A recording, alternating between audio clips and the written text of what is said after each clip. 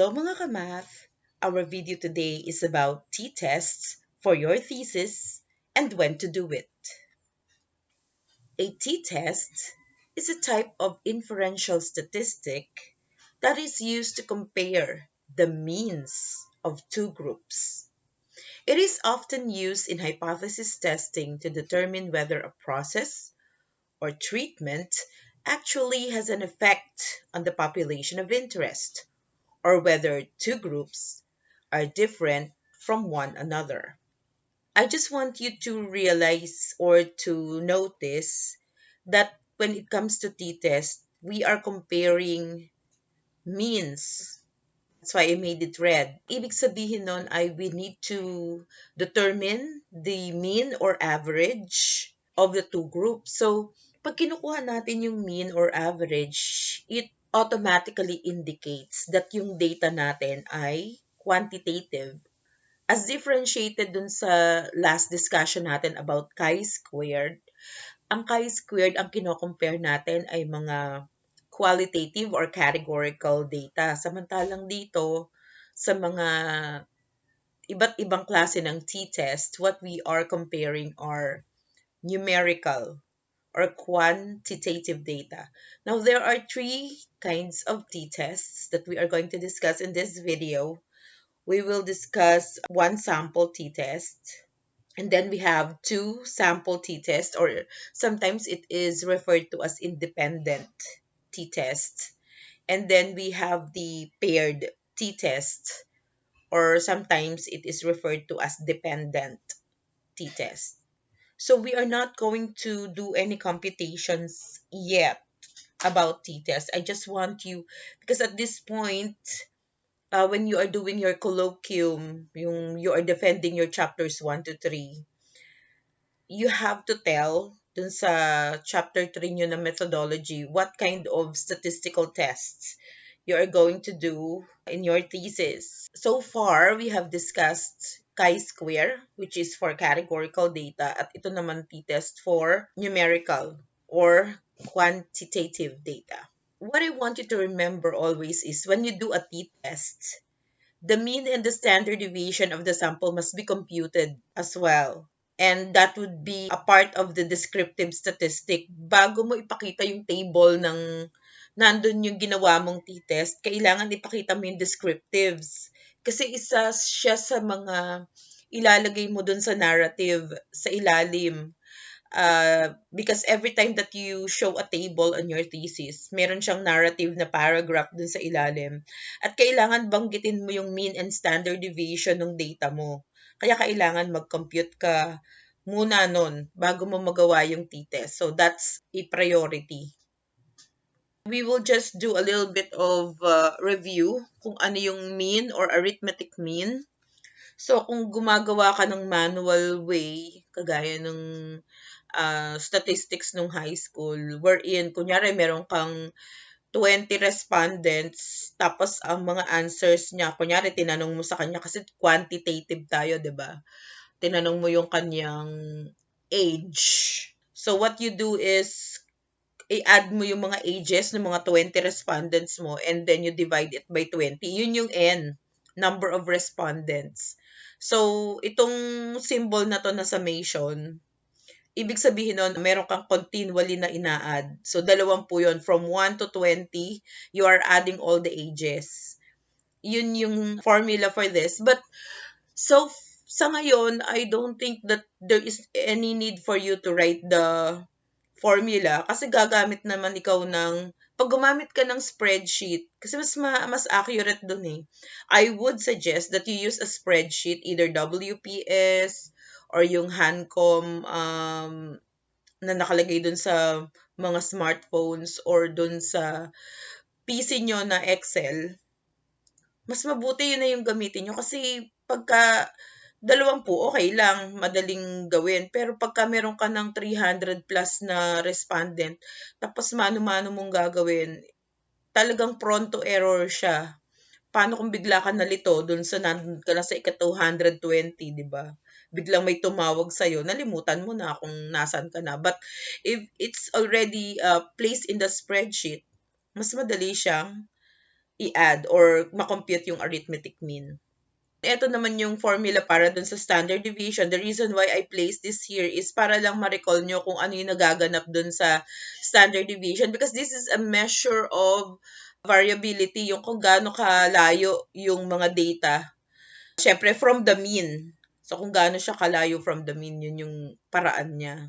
Sinusukat niya yung difference. So, itong symbol na to, lowercase sigma, yun yung symbol para doon sa sample standard deviation.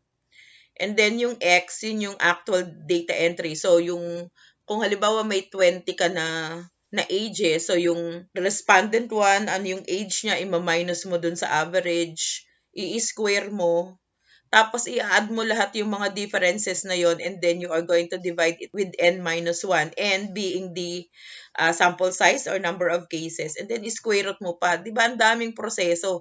Magma-minus ka, 20 yung ima-minus mo, i-square mo siya isa-isa, i-add mo pa, i-divide mo ng n-1, tapos kukunin mo yung square root samantalang meron namang ganito sa spreadsheet. Di ba?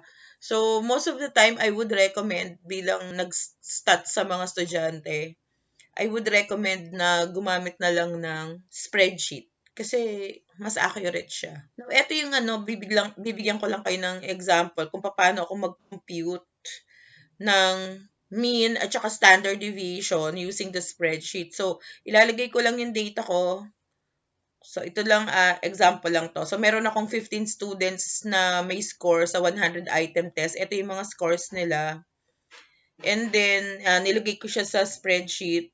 And then, pagkuha mo ng mean, ito lang yung formula niya. Equals average. Tapos, highlight mo lang siya. Close parenthesis, enter. Lalabas na yung mean.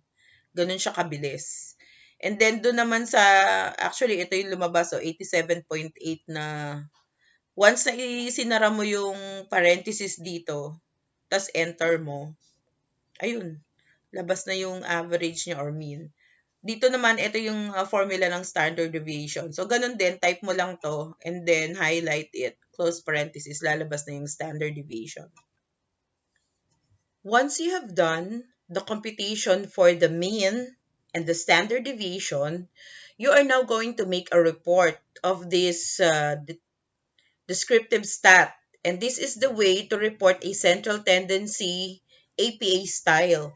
So, take note every time na gumagawa tayo ng technical paper, lagi nating sinusunod yung APA style of reporting. Standard yan sa mga technical and scientific paper. Hindi basta-basta sinasabi yung kung ano-ano man yung nakuha mo na data. So, ito yung template. Measure of central tendency was computed to summarize the data for the score variable. Measures of dispersion were computed to understand the variability of scores for the same variable. So, ibig sabihin nun, yung central tendency, tatlong klase actually yon, yung mean, median, and mode. At this time, since numerical naman siya, yung central tendency natin, yung mean. So, sinasabi dito, nag-compute tayo ng mean para ma-summarize yung data para dun sa mga scores. So, ito yung example natin na 15 students na binigay yung kanilang mga score sa 100 item test. Okay? So, yung measure of dispersion naman, ito yung standard deviation. So, yun yung mga ano niya sa stat. So, yung mean, median, mode, measure of central tendency. Yung measure of dispersion, we have standard deviation. Meron din tayong percentile, quartile. Yun naman kapag median. So, ito yung next na sentence. The following are the results of this analysis. N, which is the sample size, is equal to 15, mean is equal to 87.80, and standard deviation 12.02. So, mapapansin mo yung decimal places niya, dalawa. Ito yung standard sa statistics. Laging 2 decimal places lang. Huwag ka maglagay dito ng 5 decimal place o sobrang dami. Hanggang 2 lang siya. You have to round it off to the hundredths place. So, when you look at the mean, tinutuloy niya, it appears that the students have high competency on the topics being assessed. However, based on large standard deviation, it looks like the scores varied quite a bit. Doon kasi nakikita kung gaano kadami. Tandaan mo yung standard deviation, yun yung plus or minus doon sa sa average. So, pag minusan mo siya ng 12, that would be 75. So, parang ang range, tapos plus 12. So, 99. So, parang sinasabi dito, aba, yung 15 mo, ay ang kanilang mga scores ay from 99 to 75. So, yun yung sinasabi na nag-vary quite a bit. Ngayon, itong paglalagay dito ng high competency, hindi basta-basta ito inilalagay dito. So, you have to have a citation for this. So, you should have a basis. Hindi naman citation, but basis.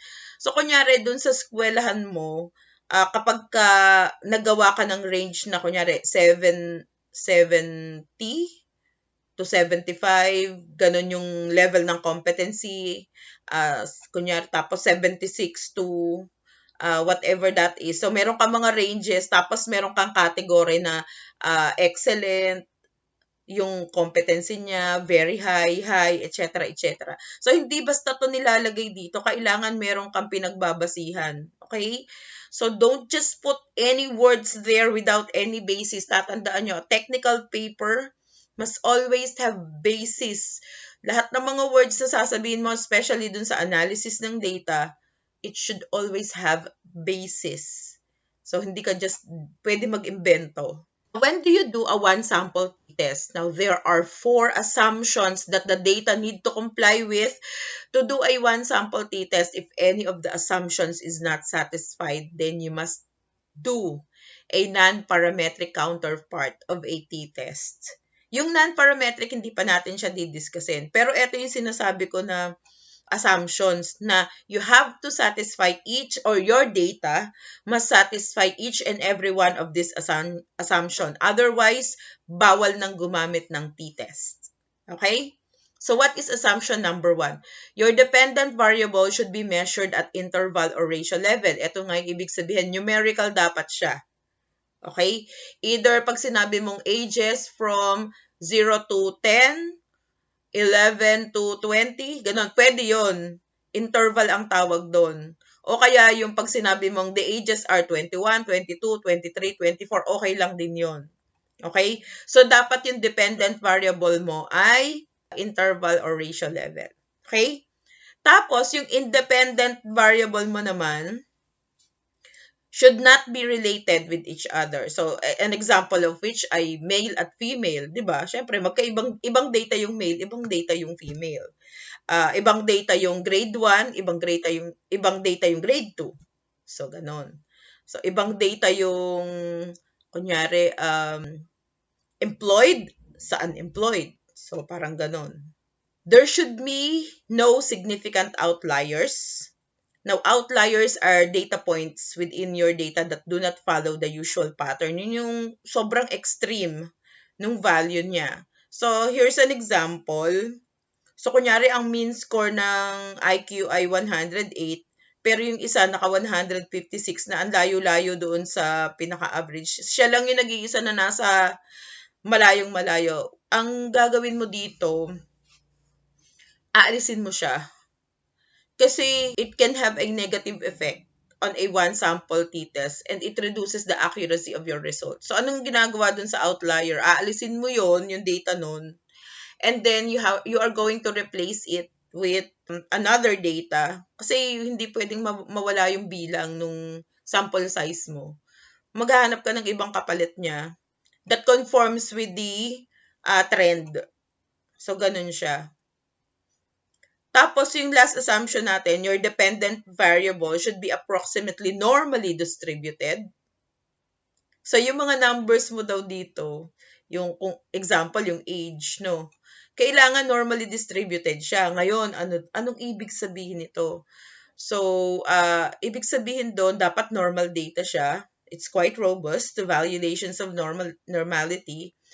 Meaning that the assumptions can be a little violated and still provide valid results. So, kailangan siya ay normal distribution. Kaya inaalis natin yung outlier kasi nakaka-apekto siya sa normal distribution ng data mo. So, paano malalaman kung normally distributed siya? Di ba kanina sabi ko magagawa ka ng mean at saka ng standard deviation. Pero hindi pa pala yung tapos. Meron pang isang requirement. You can test for normality using the Shapiro-Wilk test. So, standard yun. Gagawa ka ng Shapiro-Wilk test. So, yung Shapiro-Wilk test ay meron naman din siya sa Excel. Pero yung mga sa mga statistical package, hindi pwedeng mawawala siya. So, ang Shapiro-Wilk test ay ginagamit kapag ka ang number of samples mo ay less than 2,000. Pag 2,000 na yung sample size mo, ang gagamitin mo na ay Kolmogorov-Smirnov test. So, iba yun. Pero pareho silang test of normality. Yung isa naman for very big sample size. Pero ito, usually ito yung ginagamit natin kasi konti lang naman yung sample sizes natin. Hindi naman tayo umaabot ng 2,000. So, this Shapiro-Wilk test will be reserved for another video. Hindi ko siya i-discuss for now. Now, I am going to provide examples on when to do a one-sample t-test. So, ang one-sample t-test ay ginagawa natin if we want to compare yung nag-gather natin na data or sample with the standard. So, minsan yung WHO, naglalabas siya ng, sabi niya, ito yung standard BMI ng mga bata at this particular age, pag babae o lalaki. So, doon natin siya kino-compare doon sa mga standard na inilalabas. So, minsan yung Food and Nutrition Research Institute, maglalabas siya ng mga average weight or height ng mga bata, ng mga Pilipino at a certain age at doon natin siya i-compare. So, meron na tayong basis of comparison. So, ang kailangan lang natin ay kumuha tayo ng isang grupo ng sample at i-compare natin yon doon sa standard na sinasabi doon sa mga libro. So, again, kunyari ito, nandun ka sa barangay San Antonio, nag-gather ka ng data, pumunta ka sa isang elementary school, at tinitingnan mo yung mga weight ng mga bata na sabihin natin mga grade 5 students. So you're going to record their weight and then titingnan mo kung yung weight ng mga bata na yon at a certain age ay pareho dun sa or naiiba dun sa standard na nakikita mo yung national standard. So sometimes we do a national or regional pero mas maganda ipakita natin dun sa national standard na nilalabas ng gobyerno natin na ganito sa ganitong edad ang mga batang babae or batang lalaki ay ganito dapat ang kanilang weight. So doon natin kailangan gamitin yung one sample t-test. Ganun din naman sa height at a certain age merong dapat na ganung height. So, doon natin malalaman kung stunted o yung sobrang ano siya, yung hindi tumataas. Stunted ang tawag nila doon pagbata. So, yung iba naman sobrang mabilis lumaki, 'di ba? So, mabuti 'yon kung gano'n. Pero pag stunted, doon nila binibase kung kailangan ng mga feeding programs at kung qualified sa feeding program yung mga bata. Another way when you do a one sample t-test ay yung sa ano natin, yung sa SAT, Secondary Assessment Test. So, kunyari last year, ito yung nakuha na average or standard, national standard. Pero ito yung gusto nating i-achieve, something like that. And then you get the scores of your students sa high school na nandun na ka-enroll sa inyo. So, you get all their scores and then you do a t-test to determine kung naka-achieve or may significant difference or not yung scores ng mga estudyante mo dun sa national standard. So, ganun yung saan mo pwede gamitin yung one sample t-test. Pwede rin doon sa if you have a world record sa sports, so kunyari yung time sa swimming, freestyle, or kung ano man yung swimming style. So what you do is, meron ka kunyaring set of swimmers, mga sprinters, tapos ita-time mo yung mga scores nila or yung kung ano man yung nakuha nila na natapos nila yung race. And then you compare it with the record or world record o kung ano man na Olympics. Yan, Olympic records. So, that's what you do dun sa one sample t-test. Meron kang standard na talagang alam mo yun na ito na dapat na ma-achieve. And then you gather the scores of your samples and to check kung there is a significant difference or not doon sa standard na nakita mo. Ito naman yung sinasabi ko doon sa inexplain ko kanina sa assumption na outlier. So, itong mga black dots na to, ito yung conforms with the pattern. So, yung pattern niya parang pag naglagay ka ng isang line dyan, di ba? Slanted line. Pero tong dalawang red na to, significantly different from the group. So, what you do is you remove them and then replace them with pag dalawa yung outlier mo, di palitan mo yung dalawa na makaka-conform siya dun sa grupo. Kasi makaka-apekto siya dun sa validity nung generalization mo. Kaya sobrang huge yung epekto niya. Kasi example na lang, dun sa isang study, tinatanong nung totoong study to, tinatanong nila kung ilan dapat yung maging relationship mo bago ka mag-settle down or mag-asawa. So most of the time, ang mga sagot ng mga tao, 2, 3, 1. Pero may isang outlier na nagsabi kailangan daw 10,000. So that pag in-average mo yun, pag kinuha mo yung mean nun, wow, lumalabas na parang 60 plus yung pinaka-average, wherein hindi naman ganun dahil pinakamadami nga 1, 2, 3 ganun lang eh. And then all of a sudden merong isang nagsagot ng 10,000, then it significantly make a negative effect dun sa generalizability mo. Sasabihin mo, okay, based on my computation, 65 yung average. So, halos lahat ng mga to gusto 65 na relationship, which is very wrong. So, what you do is you remove the outlier. Hindi siya tamang nandun. Palitan mo siya ng iba. Now, ito naman yung sinasabi na Shapiro-Wilk test. Itong mga red na to, it differs from the normal distribution. Ito yung ginagawa niya, chine-check niya lang. So, merong masyadong kaunti, merong mahaba. So, tinitingnan lang niya yung itong blue kasi na to, ito yung normal distribution. Bell shape siya. So, kapag okay naman, so, ang null hypothesis natin, there is no significant difference with the normal distribution. So, pag nakakita tayo ng p-value na less than, siya, i-reject natin, no? So, ibig sabihin, yung data mo ay not normally distributed. So, hindi siya pwedeng t-test. So, yun yung kagandahan ng mayroong ganitong Shapiro-Wilk. Titingnan mo kung qualified yung data mo into a t-test. Now, dito naman sa sample t-test or independent, you have to have 2 groups. Okay? And you are comparing them with each other. So, tatandaan nyo ha, very important yon 2 samples. Okay? Now, there are 6 assumptions dito. So, kung kanina, merong 4 dito, 6 yung requirement niya. And you have to satisfy all 6 to be able to do a 2 sample t-test or independent t-test for that matter. Otherwise, you must do a non-parametric counterpart. So, ganun pa din, hindi ko pa din di-discuss yung non-parametric. Next time na siya. So, it's still the same thing as the assumption number 1 dun sa previous. Your dependent variable should be measured in continuous scale, either interval or ratio. Parehas pa rin siya.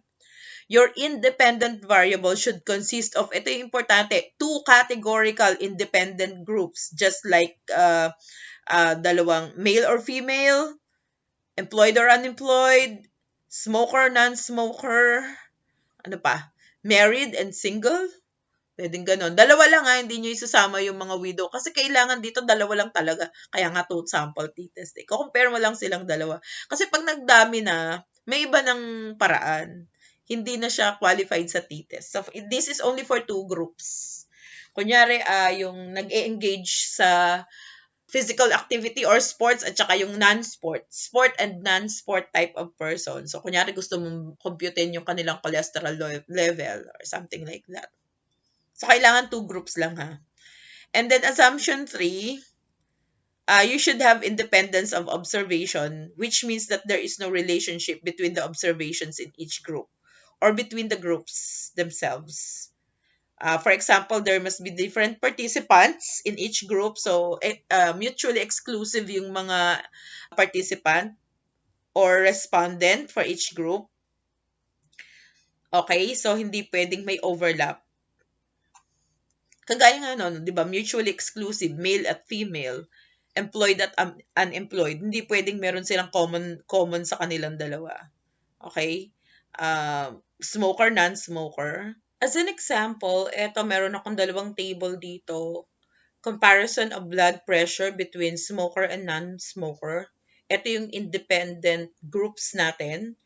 Of course, wala namang common na participant, smoker na nga siya eh. So, hindi siya pwedeng mapasama dun sa non-smoker. And then, ito yung variable na kino-compare mo yung blood pressure niya. Systolic and diastolic. Actually, dalawang numbers yan. Now, this one, yung grupo naman ng male at female, of course, wala yung ano, di ba? Comparison of test scores between male and female students in grade 12. You want to see if there's a significant difference or not doon sa depende doon sa sex. So, yun. These are two ways for which you can do a two-sample t-test. You're comparing them with each other. Now, let's continue on with the assumption. Assumption 4, there should be no significant outliers. So, napakalinaw naman yan, diba? So, we have done or explained this previously. Your dependent variable should be approximately normally distributed for each group. So again, you have to test for normality. And there's another test additional para sa two-sample t-test. There needs to be a homogeneity of variances. So you can test this assumption using Levene's test for homogeneity of variances. Sa statistical package kasi, kapag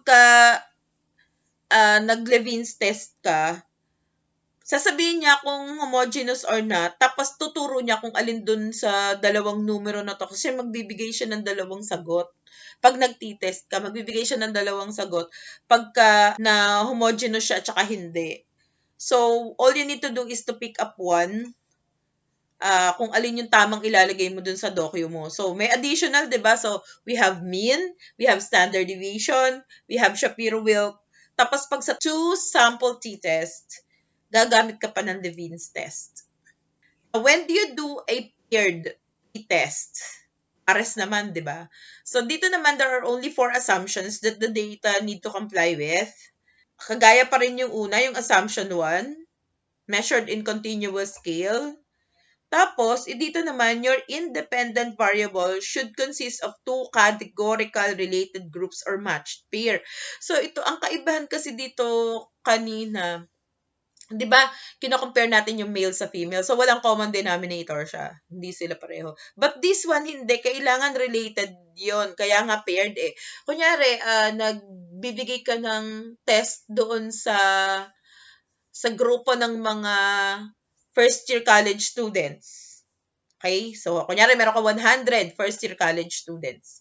Tapos, nag-introduce ka ng computerized game or application that they can use to review a particular topic. And then, you want to know if that